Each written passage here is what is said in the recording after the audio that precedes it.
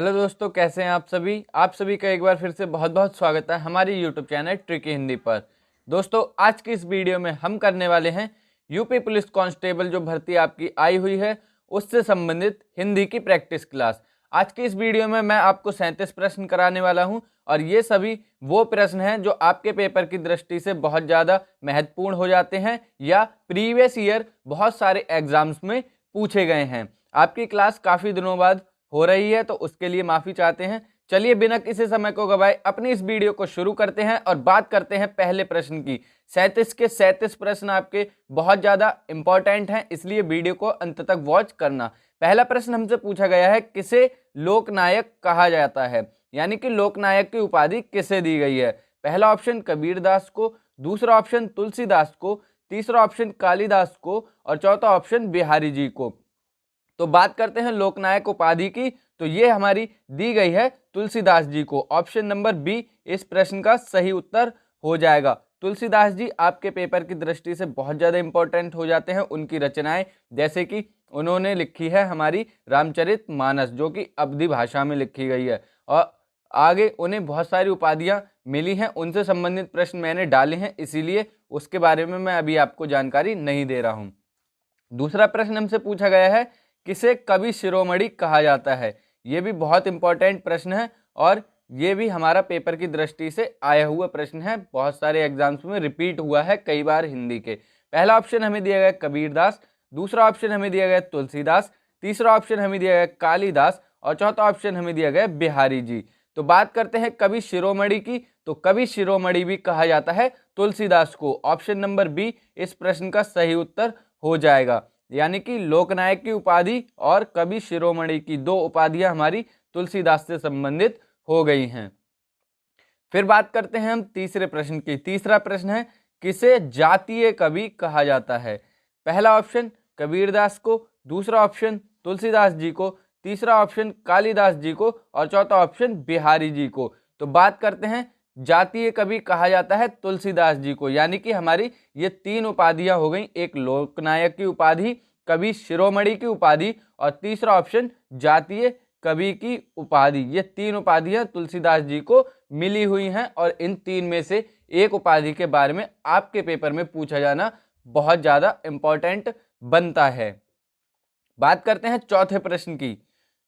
निम्नलिखित में से कौन सा शब्द संज्ञा है, यानी कि हमारा व्यक्तिवाचक संज्ञा पूछा गया है चौथे प्रश्न में। व्यक्तिवाचक संज्ञा क्या होती है? व्यक्तिवाचक संज्ञा हमारी होती है जो किसी एक विशेष के बारे में बात करती है, वही हमारी व्यक्तिवाचक संज्ञा होती है। पहला ऑप्शन हमें दिया गया डॉक्टर, दूसरा ऑप्शन हमें दिया गया छात्रा, तीसरा ऑप्शन हमें दिया गया फल और चौथा ऑप्शन हमें दिया गया यमुना।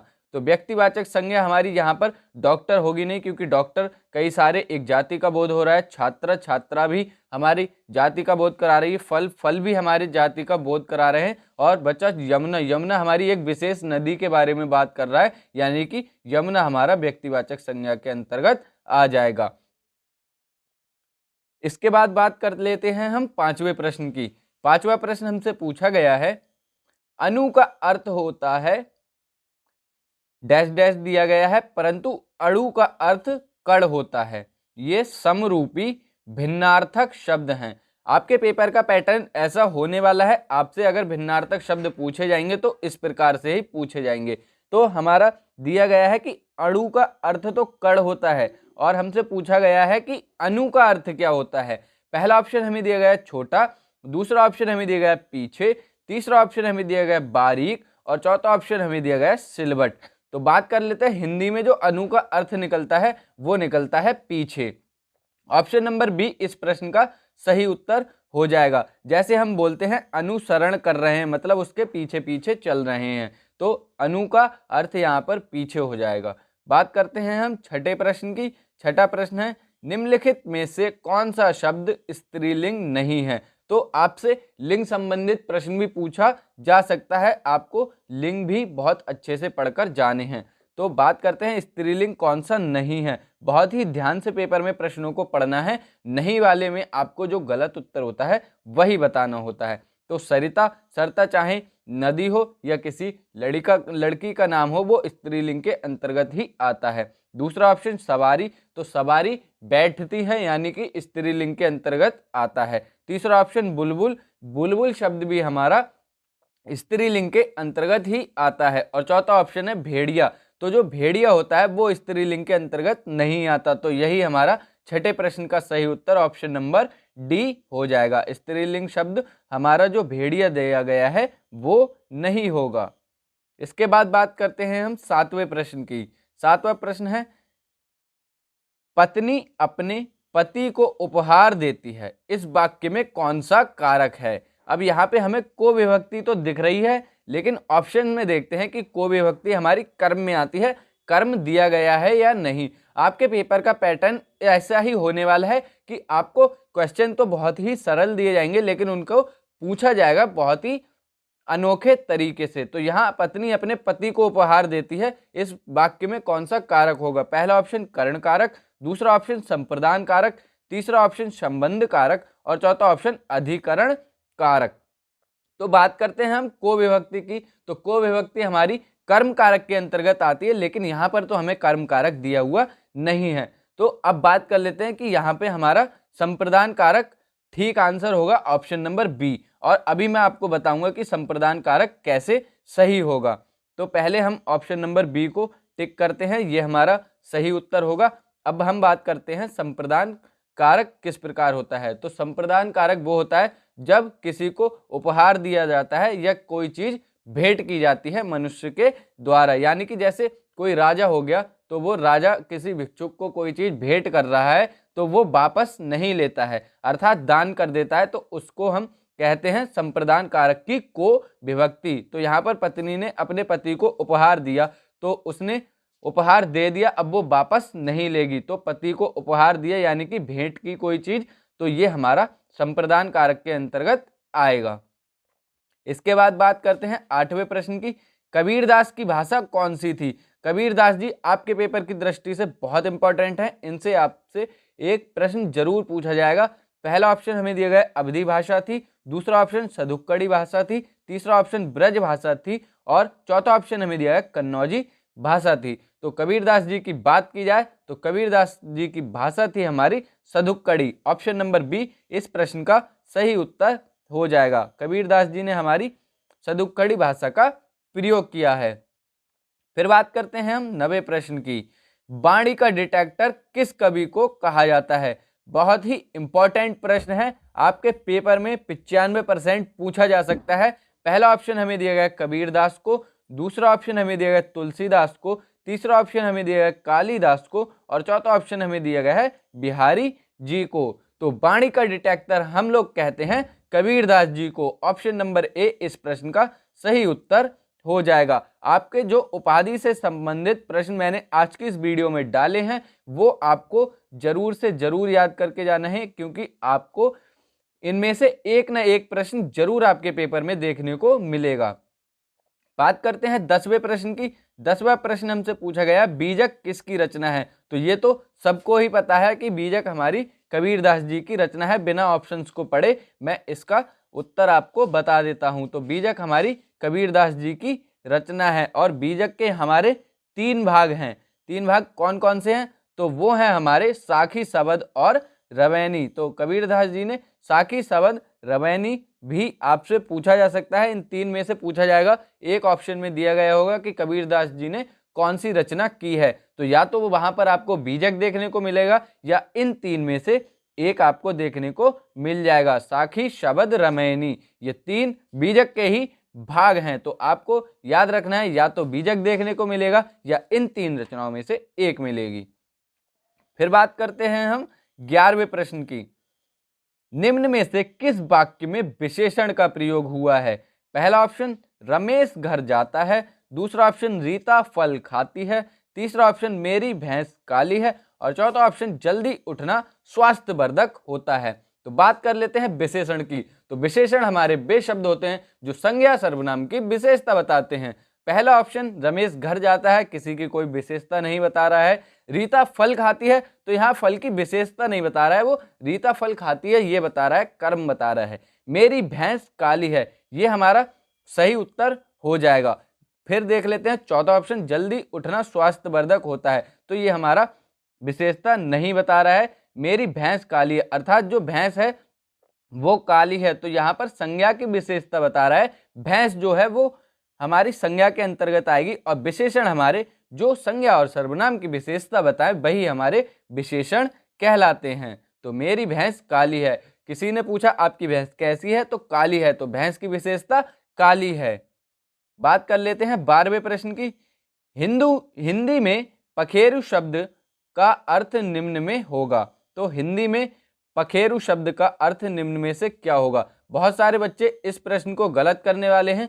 ऑप्शंस पढ़ लेते हैं। पहला ऑप्शन पक्षी, पहला ऑप्शन हमें दिया गया कुत्ता, दूसरा ऑप्शन हमें दिया गया पक्षी, तीसरा ऑप्शन हमें दिया गया प्राण, और चौथा ऑप्शन हमें दिया गया शेर। अगर आप लोग ये प्रश्न पढ़कर नहीं जाएंगे तो मैं गारंटी के साथ कह देता हूं कि आप गलत करेंगे, क्योंकि हम लोग जब भी हिंदी में अर्थ निकालते हैं तो कहते हैं प्राण पखेरु हो गए, लेकिन पखेरु शब्द का अर्थ हमारा प्राण नहीं होता है। वो तो हमारा वाक्य प्रयोग करते हैं हम, तब कहते हैं प्राण पखेरु हो गए।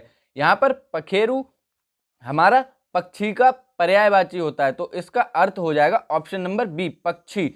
और पक्षी के आपको पर्यायवाची बिहग भी कहते हैं, खग भी कहते हैं, और नभचर भी कहते हैं, और पखेरु। ये चार पर्यायवाची आपको एक ही प्रश्न से याद हो जाएंगे, और आपको ये ध्यान रखना है कि पखेरु शब्द का अर्थ होगा पक्षी, ना कि प्राण। बात कर लेते हैं 13वें प्रश्न की। अंतस्थ व्यंजन हैं। तो जिन लोगों ने मेरी थ्योरी क्लासेस कर रखी हैं वो इस प्रश्न को आंख बंद करके बिना ऑप्शंस के हिसाब से कर सकते हैं। मैंने आपको बता रखा है अंतस्थ व्यंजन हमारे होते हैं चार। कौन कौन से होते हैं? या, रा, ला और वा। वा हमारा कौन सा होता है? जो वन वाला होता है। और आपको ऑप्शन में कंफ्यूज करने के लिए अगर पूछेंगे कि अंतस्थ व्यंजन कौन सा है एक एक ऑप्शन के हिसाब से, तो आपको बकरी वाला वा दिया जाएगा, जिससे हम बकरी शब्द को लिखते हैं। आपको वन वाला वा सही उत्तर होगा, बकरी वाला वा गलत होता है। अंतस्थ व्यंजन में वन जो लिखते हैं हम वो वाला वा आता है। तो 13वें प्रश्न का सही उत्तर ऑप्शन नंबर डी हो जाएगा। यहाँ पर आपको क्रम उल्टा सीधा करके दिया गया है, तो इस बात की आपको चिंता नहीं करनी है। अंतस्थ व्यंजन हमारे चार होते हैं, या, रा, ला और वा। तो आपसे ये भी पूछा जा सकता है कि अंतस्थ व्यंजन की संख्या कितनी है। तो अंतस्थ व्यंजन की संख्या हमारी चार होती है। फिर बात करते हैं हम 14वें प्रश्न की। शा वर्ण का उच्चारण स्थान है।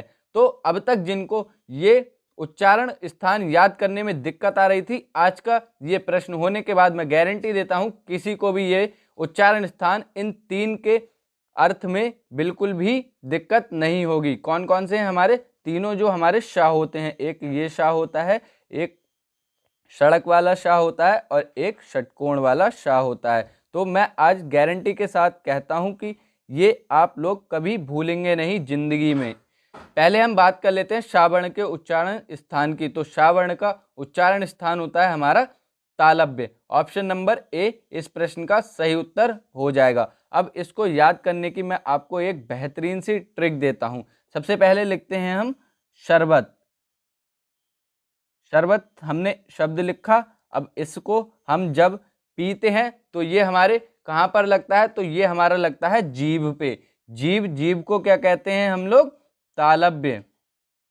तो जीभ पे जब शरबत लगता है, जीभ को हम कहते हैं तालव्य। और शरबत में हमारा ये शा आ रहा है बड़ा वाला। अब बात कर लेते हैं हम सड़क वाले शा की। तो सड़क लिखिए। और सड़क कैसी होती है? सड़क होती है कठोर। और हमारे मुख के अंदर क्या चीज कठोर होती है? तो हमारे दांत होते हैं कठोर। मुख के अंदर हमारे दांत होते हैं। तो सड़क कैसी होती है? कठोर। और दांत कैसे होते हैं? कठोर। तो सड़क हमारा शा जो होगा वो हो जाएगा दांत से उच्चरित, यानी कि दंत से उच्चरित। अब दो आपको याद हो गए, बचा हुआ तीसरा आंखें बंद करके उसको मूर्धन्य पर लगा देना जहां भी आपको ऑप्शन में दिख जाए। तो शरबत पिएंगे लगेगा जीभ पे। जीभ को कहते हैं तालव्य, यानी कि संयम वाले शा का हो गया उच्चारण स्थान हमारा तालव्य। दूसरे बात करते हैं सड़क वाले शा की, या सपेरे वाले शा की, कह लें, जैसे भी आपको समझ में आए। तो सड़क से याद रखना है कि जो हमारा शा होता है वो हमारा दांत से उच्चरित होता है। दांत से कैसे उच्चरित होता है? सड़क होती है कठोर और हमारे मुख के अंदर क्या चीज कठोर होती है, तो वो होते हैं हमारे दांत। ऐसे आपको 2 का उच्चारण स्थान याद हो जाएगा और बचा हुआ तीसरा हमारा श जो होता है षटकोण वाला, वो हो जाता है मूर्धन्य से उच्चरित। आशा करता हूं कि आपको ये ट्रिक बहुत अच्छे से समझ में आ गई होगी और आप अब इसको आगे तक याद रखेंगे। फिर बात कर लेते हैं हम 15वें प्रश्न की। निम्नलिखित में से किस वर्ण का मूल उच्चारण हिंदी में प्रचलित नहीं है? यानी कि कौन सा हमारा ऐसा वर्ण है जो हिंदी में प्रचलित नहीं होता है? पहला ऑप्शन सिरा, दूसरा ऑप्शन छा, तीसरा ऑप्शन ओम और चौथा ऑप्शन सा। तो हिंदी में हमारा जो प्रयोग नहीं होता है वो हमारा होता है ओम। इसका मूल उच्चारण हम संस्कृत में ही प्रयोग करते हैं। ऑप्शन नंबर सी इस प्रश्न का सही उत्तर हो जाएगा। इसके बाद बात कर लेते हैं 16वें प्रश्न की। हिंदी साहित्य की प्रथम कहानी कौन सी है? बहुत ही इंपॉर्टेंट प्रश्न है। कहानी, पत्र या फिर नाटक, ये जो प्रथम है और किसने लिखे, ये आपको बहुत ही विशेष तौर पर ध्यान रखना है। आने वाली वीडियोस में मैं आपको ये सब कराने वाला हूं, तो आपको इतनी चिंता करने की जरूरत नहीं है। लेकिन सेल्फ स्टडी जितनी ज़्यादा आप कर सकते हैं उतनी ज़्यादा आपको करनी है और प्रैक्टिस जितनी ज़्यादा हो सके उतनी ज़्यादा आपको प्रैक्टिस करनी है। पहला ऑप्शन हमें दिया गया कामायनी, दूसरा ऑप्शन इंदुमती, तीसरा ऑप्शन उर्वशी और चौथा ऑप्शन यामा। तो बात करते हैं हिंदी साहित्य की प्रथम कहानी की, तो ये है हमारी इंदुमती। यहाँ पर ऑप्शंस के हिसाब से इंदुमती हो जाएगा, लेकिन अगर आपको ऑप्शंस में देखने को मिलती है रानी केतकी की कहानी, तो वो ऑप्शन भी सही हो जाएगा, क्योंकि उस कहानी को भी मुंशी इंसा अल्लाह खान जी ने लिखा था और उसको हम मानते हैं हिंदी की प्रथम कहानी, उसको भी मानते हैं और इंदुमती को भी मानते हैं। इनमें से एक ही आपको ऑप्शन में देखने को मिलेगा। अगर इंदुमती मिलता है तो इंदुमती लगाना और रानी केतकी की कहानी मिलता है तो रानी केतकी की कहानी लगा देना। फिर बात कर लेते हैं 17वें प्रश्न से पहले कुछ हमारी इंपॉर्टेंट चीजें हो जाती हैं। तो हिंदी की प्रथम कहानी तो हमारी इंदुमती है, जिसको किसने लिखा है? किशोरीलाल गोस्वामी जी ने। तो आपसे पूछा जा सकता है कि हिंदी की प्रथम कहानी इंदुमती को किसने लिखा? तो किशोरीलाल गोस्वामी ने। प्रथम हमारा हिंदी का पत्र कौन सा था? तो ये तो आपको पता होगा, उद्दंत मार्कंड। और किसने लिखा? तो पंडित जुगल किशोर जी ने। और हिंदी का प्रथम नाटक कौन सा है? तो वो है हमारा नहुष। ये तीन आपके बहुत इंपॉर्टेंट हो जाते हैं पेपर की दृष्टि से। अब बात कर लेते हैं हम जल्दी से प्रश्न के बारे में। चयन में कौन सी संधि है? तो चयन का जब हम संधि विच्छेद करेंगे तो बनेगा चे धन अन, यानी कि हमारी हो जाएगी अयादि संधि। और इसकी आपको एक बेहतरीन सी ट्रिक याद रखनी है कि 3 अक्षर दिए गए होंगे, 3 अक्षर दिए गए होंगे, बीच में या फिर बा दिया गया होगा। आपको बस इतना याद रखना है। 98% क्वेश्चन आपके इससे सॉल्व हो जाएंगे। बीच में या फिर वा दिया गया होगा और 3 अक्षर दिए गए होंगे। जहां भी आपको ये पैटर्न देखने को मिले वहां पर 95% आपको अगर ऑप्शन में अयादि संधि देखने को मिल रहा है तो उसको सही लगा देना। क्या याद रखना है? 3 अक्षर हैं, बीच में या फिर वा है और हमारी संधि कौन सी हो जाएगी? अयादि संधि। जैसे नयन, चयन, पवन, ये सभी हमारे बहुत सारे उदाहरण हैं जो हमारे अयादि संधि के अंतर्गत आ जाते हैं। ऑप्शन नंबर ए इस प्रश्न का सही उत्तर हो जाएगा। चयन में हमारी अयादि संधि हो जाएगी। और कौन कौन से शब्द हैं? जैसे चयन, पवन, गायक, नायक और भी बहुत सारे शब्द हैं जो कि मैं अगर ज़्यादा बताऊंगा डिटेल में तो वीडियो बहुत लंबी हो जाएगी, क्योंकि 37 प्रश्न कराने हैं। इसलिए बात कर लेते हैं जल्दी से 18वें प्रश्न की। 18वां प्रश्न हमसे पूछा गया है, हिंदी साहित्य के इतिहास के रचयिता हैं।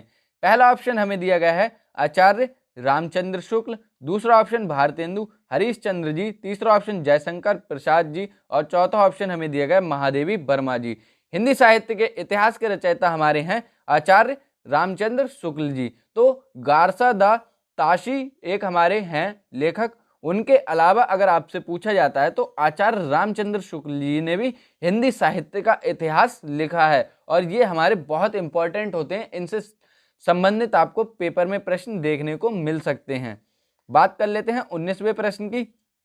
हिंदी गद्य का जन्मदाता किसे कहते हैं? बहुत ही इंपॉर्टेंट प्रश्न है आपके पेपर की दृष्टि से। पहला ऑप्शन आचार्य रामचंद्र शुक्ल को, दूसरा ऑप्शन भारतेंदु हरिश्चंद्र जी को, तीसरा ऑप्शन जयशंकर प्रसाद जी को और चौथा ऑप्शन हमें दिया गया महादेवी वर्मा जी को। तो हिंदी गद्य का जन्मदाता हमारा कहा जाता है भारतेंदु हरिश्चंद्र जी को। ऑप्शन नंबर बी इस प्रश्न का सही उत्तर हो जाएगा। भारतेंदु हरिश्चंद्र जी को कहा जाता है हिंदी गद्य का जन्मदाता। याद रखना है, आपको कंफ्यूज करने के लिए पलटकर क्वेश्चन भी पूछा जाता है, इसीलिए अच्छे से पढ़कर जाना है सारी वीडियोस को, जितनी भी मैं आपको कराने वाला हूं पेपर से पहले। बात कर लेते हैं 20वें प्रश्न की। आधुनिक मीरा किसे कहते हैं? ये प्रश्न भी आपके पेपर की दृष्टि से बहुत ज्यादा इंपॉर्टेंट हो जाता है और इन्हें ज्ञानपीठ पुरस्कार भी मिला हुआ है।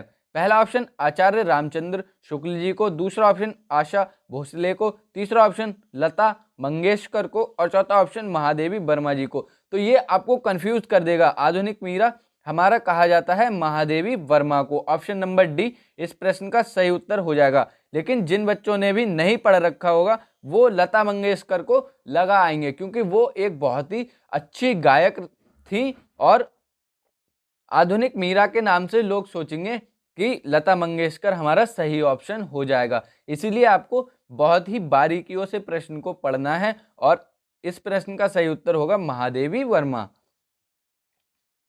फिर बात कर लेते हैं 21वें प्रश्न की। पंडित दूध पीता है, इस वाक्य में कारक कौन सा है? पहला ऑप्शन हमें दिया गया कर्म और कर्ण कारक, दूसरा ऑप्शन हमें दिया गया संप्रदान और संबंध कारक, तीसरा ऑप्शन हमें दिया गया कर्ता और कर्म कारक, चौथा ऑप्शन इनमें से कोई नहीं। तो इस प्रकार के वाक्यों को करने के लिए आपको सीधे सीधे कहना है पंडित क्या पीता है, तो जवाब मिलेगा दूध, यानी कि ये हो गया हमारा कर्म। दूध कौन पीता है? तो वो पीता है हमारा पंडित, यानी कि ये हो गया पंडित कर्ता, दूध हो गया कर्म। कौन से ऑप्शन में है? तीसरे ऑप्शन में है। तीसरा ऑप्शन हमारा सही हो जाएगा कर्ता और कर्म कारक, यानी कि पंडित दूध पीता है इस वाक्य में कारक हैं कर्ता और कर्म। बात कर लेते हैं हम 22वें प्रश्न की। 22वां प्रश्न है कारक किससे संबंधित होता है? तो ये बहुत ही इंपॉर्टेंट प्रश्न है, आपके पेपर में रिपीट हो चुका है 3-4 बार बहुत सारी परीक्षाओं में। पहला ऑप्शन परसर्ग से, दूसरा ऑप्शन वचन से, तीसरा ऑप्शन लिंग से, चौथा ऑप्शन संज्ञा से। तो कारक संबंधित होता है हमारा परसर्ग से। ऑप्शन नंबर ए इस प्रश्न का सही उत्तर हो जाएगा। वीडियो लंबी हो रही है, इसलिए वीडियो को जल्दी जल्दी खत्म करते हैं, प्रश्नों को जल्दी जल्दी करते हैं। 22वां प्रश्न हमसे पूछा गया है गागर में सागर भरना का भावार्थ कौन सा है, यानी कि इसका अर्थ क्या होता है? पहला ऑप्शन असंभव कार्य करना, दूसरा ऑप्शन समुद्र से छोटे बर्तन में पानी लाना, तीसरा ऑप्शन बहुत कम शब्दों में महत्वपूर्ण बात कहना, चौथा ऑप्शन छोटे बर्तन में बहुत अधिक पानी भरना। तो गागर में सागर भरना ये तो सबको पता है कि बहुत कम शब्दों में महत्वपूर्ण बात कहना। आपने देखा होगा कि बहुत सारे लोग बहुत कम बोलते हैं, लेकिन जो बोलते हैं वो बहुत ही अच्छा बोलते हैं, बहुत ही काम का बोलते हैं, उसे ही कहते हैं गागर में सागर बनना। 24वां प्रश्न है इनमें से विलोम शब्द युग्म नहीं है, यानी आपको देखना है कि किसमें विलोम शब्द नहीं दिया गया है। पहला ऑप्शन हर्ष और विषाद, दूसरा ऑप्शन स्वकीय और परकीय, तीसरा ऑप्शन गरीब और निर्धन, चौथा ऑप्शन जड़ और चेतन। इस प्रश्न को मैं 100% कह सकता हूं कि बच्चों ने अगर दिमाग नहीं लगाया तो वो गलत करके ही आएंगे, क्योंकि विलोम शब्द पूछा गया है और यहाँ पे हमारा सही उत्तर जो होगा वो होगा ऑप्शन नंबर सी गरीब और निर्धन।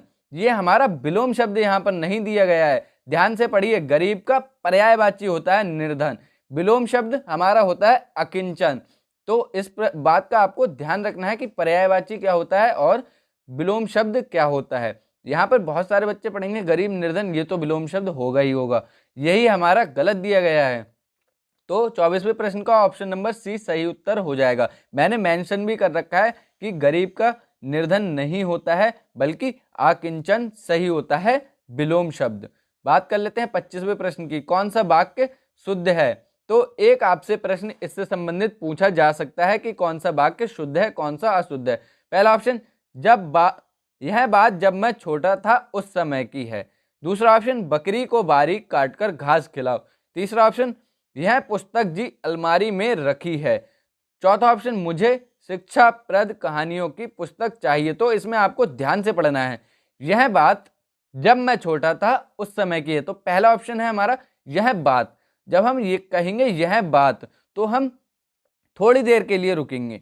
तो यहाँ पे हमारा जो विराम चिन्ह दिया गया है वो गलत जगह दिया गया है। यह बात के बाद विराम चिन्ह दिया जाएगा अल्पविराम, उसके बाद हम कहेंगे जब मैं छोटा था उस समय की। तो ये तो हमारा गलत हो गया।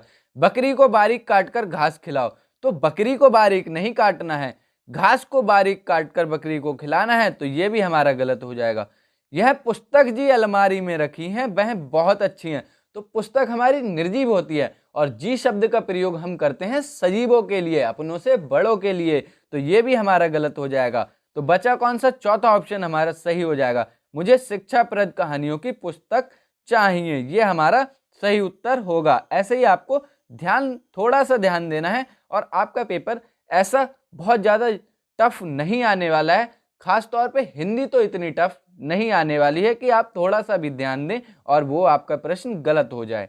बात कर लेते हैं 26वें प्रश्न की। किस काल को स्वर्ण काल कहा जाता है?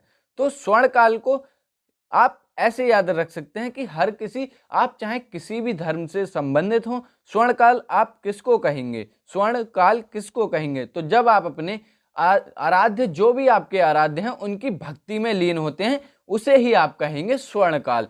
तो स्वर्ण काल हमारा हो जाएगा ऑप्शन नंबर बी, भक्ति काल को ही हम स्वर्ण काल कहते हैं। क्योंकि हम किसी भी विशेष धर्म जाति से अगर संबंध रखते हैं तो हम सबसे ज्यादा अच्छा मानते हैं अपने आराध्य को पूजना, और आराध्य को पूजना ही हमारे लिए सोने के समान हो जाता है, अर्थात स्वर्ण के समान हो जाता है। तो भक्ति काल को हम स्वर्ण काल कहते हैं। जब हम अपने आराध्य की भक्ति करेंगे तो हमें सोने के अनुसार, सोने के अनुभव होंगे जैसे हम स्वर्ण काल में जी रहे हैं। तो यही हमारा भक्ति काल को स्वर्ण काल कहने का सबसे बड़ा कारण हो जाता है। बात कर लेते हैं 27वें प्रश्न की। 27वां प्रश्न है, कृदंत प्रत्यय किन शब्दों के साथ जुड़ते हैं? तो प्रत्यय हमारे दो प्रकार के होते हैं। पहला ऑप्शन हमें दिया गया है संज्ञा, दूसरा ऑप्शन हमें दिया गया है सर्वनाम, तीसरा ऑप्शन हमें दिया गया विशेषण और चौथा ऑप्शन हमें दिया गया है क्रिया। तो प्रत्यय हमारे दो प्रकार के होते हैं, कृदंत और तद्धित प्रत्यय। तो कृदंत प्रत्यय हमारा जुड़ता है क्रिया के साथ। ऑप्शन नंबर डी इस प्रश्न का सही उत्तर हो जाएगा। क्रिया के शब्दों के साथ जुड़ता है हमारा कृदंत प्रत्यय। और तद्धित प्रत्यय किसके साथ जुड़ता है? तो तद्धित जुड़ता है संज्ञा सर्वनाम और विशेषण शब्दों के साथ। यानी कि संज्ञा सर्वनाम विशेषण, इन तीन के साथ अगर कोई सा प्रत्यय जुड़ेगा तो वो होगा तद्धित प्रत्यय, और क्रिया के साथ जब कोई प्रत्यय जुड़ेगा तो वो होगा कृदंत प्रत्यय। बात कर लेते हैं 28वें प्रश्न की। तद्धित प्रत्यय किन शब्दों के साथ जुड़ते हैं? पहला ऑप्शन संज्ञा, दूसरा ऑप्शन सर्वनाम, तीसरा ऑप्शन विशेषण, चौथा ऑप्शन सभी के लिए। तो बात कर लेते हैं, अभी मैंने आपको बताया कि संज्ञा सर्वनाम विशेषण तीनों के लिए तद्धित प्रत्यय जुड़ता है। ऑप्शन नंबर डी इस प्रश्न का सही उत्तर हो जाएगा। बात कर लेते हैं हम 29वें प्रश्न की। कलियां दरवाजा खोल खोल जब झुरमुट में मुस्काती हैं, इन पंक्तियों में अलंकार कौन सा होगा? पहला ऑप्शन अनुप्रास अलंकार, दूसरा ऑप्शन श्लेष अलंकार, तीसरा ऑप्शन उपमा अलंकार और चौथा ऑप्शन मानवीकरण अलंकार। तो बात कर लेते हैं हम इस प्रश्न के सही उत्तर की, तो वो होगा हमारा मानवीकरण अलंकार। ऑप्शन नंबर डी इस प्रश्न का सही उत्तर हो जाएगा। अब बात कर लेते हैं बाकी बचे हुए ऑप्शंस की। तो अनुप्रास अलंकार हमारा जब एक ही वर्ण की बार बार आवृत्ति होती है, यानी कि वर्ण की आवृत्ति, वर्ण की आवृत्ति, ठीक से लिख देता हूं मैं।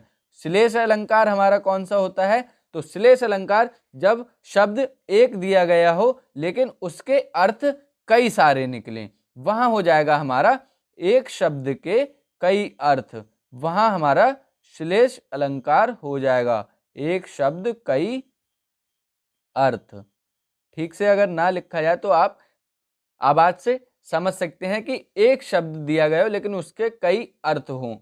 फिर बात कर लेते हैं हम उपमा अलंकार की। तो उपमा अलंकार हमारा पहचानने की सबसे बेहतरीन ट्रिक सा, सम, सरिस, ये वर्ड आपको देखने को मिलेंगे। जैसे पीपर पात सरिस मन डोला, ये वहां पर आपको सरिस शब्द देखने को मिल जाएगा। मुख चंद्र सा कोमल, यानी कि शाह देखने को मिल जाएगा, तो वहां होगा हमारा उपमा अलंकार। मानवीकरण अलंकार की अगर बात करें तो वो होता है जब हमारा निर्जीव या फिर प्राकृतिक चीजों को मानव के तरह कार्य करते हुए दिखाएं। यानी कि यहाँ पे हमें दिया गया कलियां जो हैं वो दरवाजे खोल खोल कर झुरमुट में मुस्कुरा रही हैं। यानी कि मुस्कुराता कौन है? मानव। दरवाजे कौन खोलता है? मनुष्य। तो ये हमारे मानवीकरण अलंकार के अंतर्गत आ जाएगा दिया गया पंक्ति। बात कर लेते हैं हम 30वें प्रश्न की। अत्यंत शब्द का प्रयुक्त उपसर्ग है, यानी कि इसमें कौन सा उपसर्ग लगा है? उपसर्ग हमारे पहले लगते हैं, प्रत्यय शब्द के बाद में लगते हैं।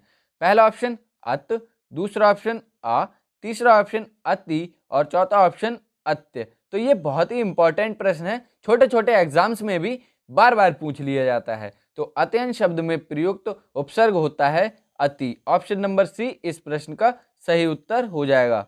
अति प्लस अंत मिलकर के अत्यंत शब्द का निर्माण कर देते हैं। बात कर लेते हैं 31वें प्रश्न की। ईश्वर तुम्हें सफलता दे, कौन सा वाक्य है? पहला ऑप्शन प्रश्नवाचक वाक्य, दूसरा ऑप्शन विस्मयवाचक वाक्य, तीसरा ऑप्शन निषेधवाचक वाक्य और चौथा ऑप्शन इच्छावाचक वाक्य। प्रश्नवाचक वाक्य होते हैं हमारे जब प्रश्न पूछा जाए। विस्मयवाचक जिसमें किसी विस्मय का बोध हो, जैसे अरे, हाय, ओहो, बहुत सारे शब्द हमारे होते हैं और आपको विस्मयादि बोधक चिन्ह देखने को मिलेगा। ये हमारा विस्मयादि बोधक चिन्ह कहलाता है। ये इसकी सबसे बड़ी विशेषता होती है विस्मयवाचक वाक्य की। निषेधवाचक वाक्य कौन से होते हैं? जहां पर हमें किसी कार्य को करने के लिए मना किया जाता है, जैसे फूल मत तोड़ो, वहां मत जाओ। बहुत सारे शब्द हमारे, बहुत सारे वाक्य इस प्रकार से प्रयुक्त होते हैं। इच्छावाचक वाक्य जब हम किसी के लिए कामना करते हैं, जैसे अब हम कामना करते हैं ईश्वर तुम्हें सफलता दे, तो ये हमारा इच्छावाचक वाक्य। ऑप्शन नंबर डी इस प्रश्न का सही उत्तर हो जाएगा।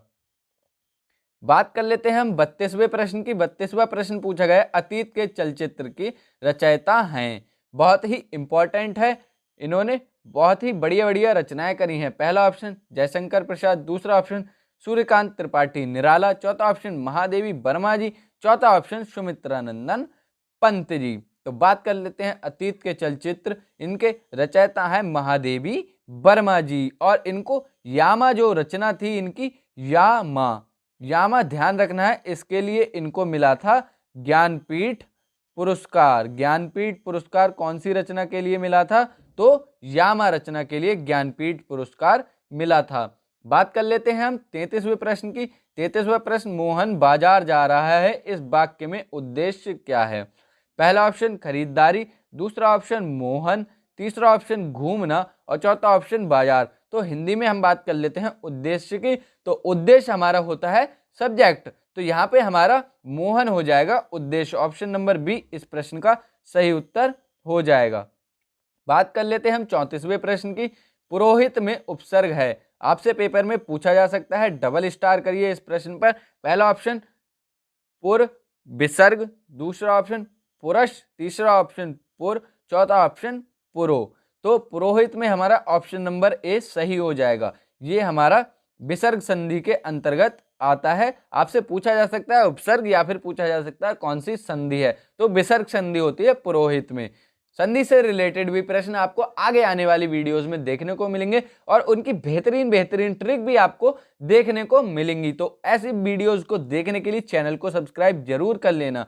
बात कर लेते हैं 35वें प्रश्न की। आपका जीवन मंगलमय हो, यह किस प्रकार का वाक्य है? पहला ऑप्शन संदेहवाचक, दूसरा ऑप्शन विधान या फिर निश्चयवाचक, तीसरा ऑप्शन इच्छावाचक और चौथा ऑप्शन संकेतवाचक।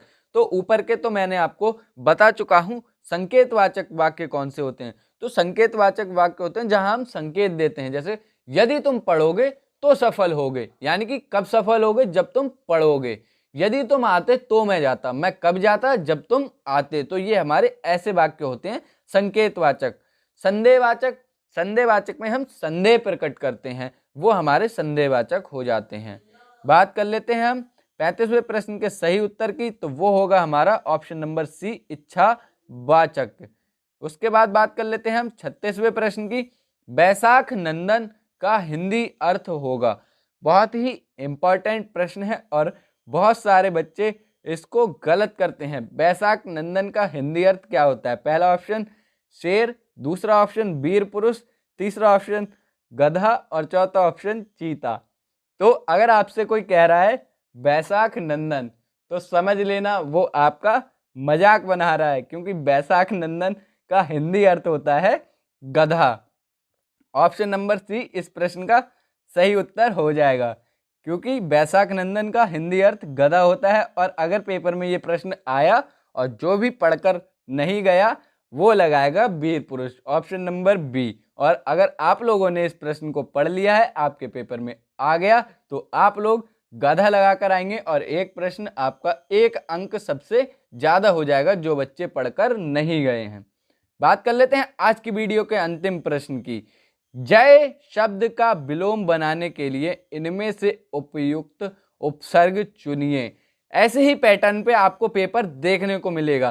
पहला ऑप्शन बी उपसर्ग जोड़कर इसका विलोम बन जाएगा, दूसरा ऑप्शन शु उपसर्ग जोड़ के इसका विलोम बन जाएगा, तीसरा ऑप्शन सम उपसर्ग जोड़कर इसका विलोम बन जाएगा, चौथा ऑप्शन परा जोड़कर इसका विलोम शब्द बन जाएगा।